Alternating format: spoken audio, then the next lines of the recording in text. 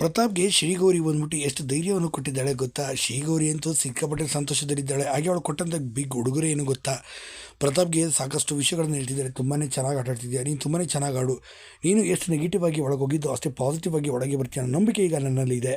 ಅಷ್ಟೇ ಅಲ್ಲ, ನೀನು ತುಂಬಾ ಹಿಟ್ಟಾಗಿ ಬರಬೇಕು ಆಚೆ, ತುಂಬಾ ಚೆನ್ನಾಗಿ ಅದ್ಭುತವಾಗಿ ಸ್ಟ್ರಾಟಜಿಗಾಗಿ ಆಡ್ತಿದ್ಯಾ. ನಿನ್ನಷ್ಟು ತಲೆ ಇಲ್ಲಿ ಯಾರಿಗೂ ಕೂಡ ಇಲ್ಲ.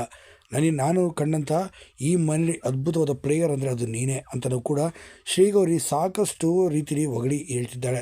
ನಾನು ಈ ಹಿಂದೆ ಬಿಗ್ ಬಾಸ್ನಲ್ಲಿದ್ದೆ, ನಿನ್ನ ಹತ್ರ ಸ್ಟ್ರಾಟಜಿ ಕಲ್ತಿದ್ರೆ ಮೋಸ್ಟ್ಲಿ ವಿನ್ ಆಗ್ತಿದ್ದೋ ಏನೋ ಅಂತೇಳಿ ಶ್ರೀಗೌರಿ ತುಂಬಾ ನಕ್ಕು ಹೇಳ್ತಾಳೆ. ಆದರೆ ಪ್ರತಾಪ್ಗೆ ಮಾತ್ರ ಧೈರ್ಯವನ್ನು ತುಂಬ ಹೇಳ್ತಾಳೆ.